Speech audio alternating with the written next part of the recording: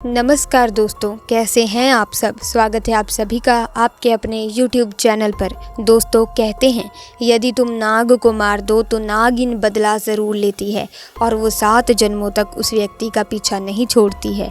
इसीलिए इंसान उनसे डर कर रहते हैं और इच्छाधारी नाग नागिन शिव जी के सबसे बड़े भक्त होते हैं और इन्हें शिव जी में बहुत ही आस्था होती है। ऐसे में अगर आप भी भगवान शिव के भक्त हैं तो कमेंट्स में ज़रूर लिखें हर हर महादेव, ताकि भगवान शिव का आशीर्वाद और कृपा दृष्टि आप पर और आपके परिवार पर सदैव बनी रहे।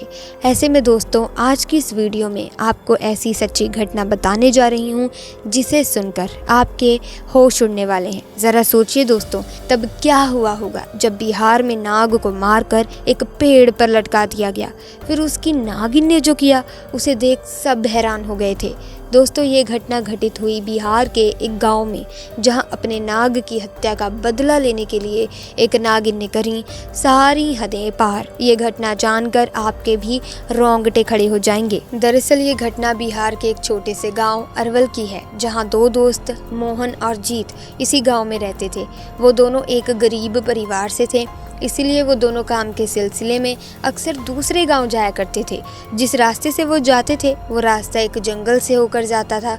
उसी जंगल में रास्ते के करीब एक विशाल बरगद का पेड़ था।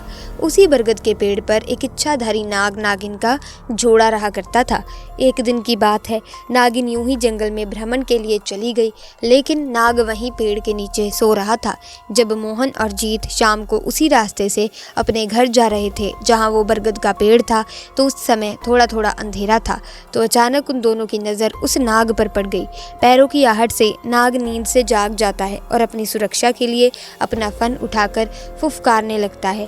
नाग को इस तरह से देखकर वो दोनों डर गए। उन्होंने सोचा कि ये नाग हमें ज़रूर डस लेगा, इसलिए उन दोनों ने पास में वहीं पड़ा एक लकड़ी का डंडा उठाया और नाग को डंडे से पीट पीट कर मार डाला और उसे उठाकर उसी पेड़ पर लटका दिया। और यही उन दोनों की सबसे बड़ी गलती थी। जब दोनों को पता चला कि ये कोई साधारण नाग नहीं बल्कि एक इच्छाधारी नाग है, तो जल्दी से दोनों अपने घर की तरफ भाग गए। इधर जब इच्छाधारी नागिन वापस उसी पेड़ के पास आई और अपने मृत नाग को पेड़ के ऊपर लटका हुआ देखा, तो उसे देखकर वो बेसुध हो गई। उसने अपने नाग की आंखों में उसके कातिलों को देख लिया था। उसके दिमाग में एक ही बात चल रही थी कि जिसने भी मेरे नाग की हत्या की है, मैं उन दोनों इंसानों को इसी पेड़ के पास लाकर मारूंगी। दोस्तों, नागिन का गुस्सा 7वें आसमान पर था।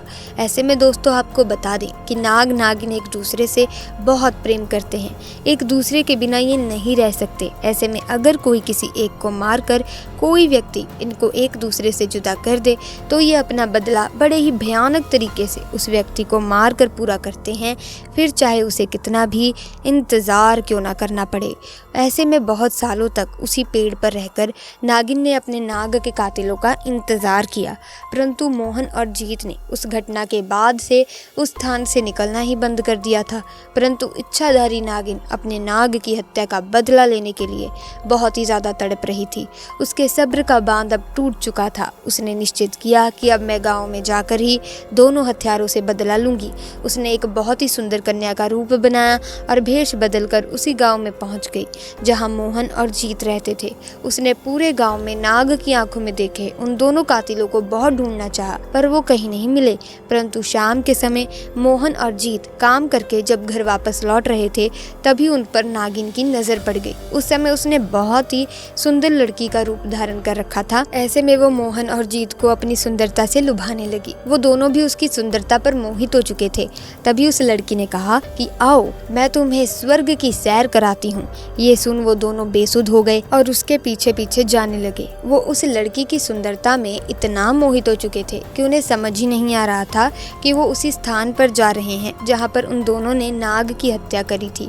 अब वो इच्छाधारी नागिन उन दोनों को लेकर उसी पेड़ के पास आ गई और अपना भयंकर विशाल रूप उन दोनों को दिखाया, जिसे देखकर दोनों के होश उड़ गए और डर के मारे दोनों कांपने लगे। नागिन ने दोनों को डस डस कर उसी पेड़ के पास मार दिया और पुनः उसी पेड़ के पास रहने लगी। हमेशा इस बात का दोस्तों विशेष रूप से ध्यान रखिएगा कि किसी भी प्रकार से जाने अनजाने में आप किसी भी सांप या नाग नागिन को चोट ना पहुंचाएं, क्योंकि हमारी एक गलती हमारे ऊपर बहुत भारी पड़ सकती है। नाग हो या नागिन, ये सभी महादेव शिव के गहने हैं।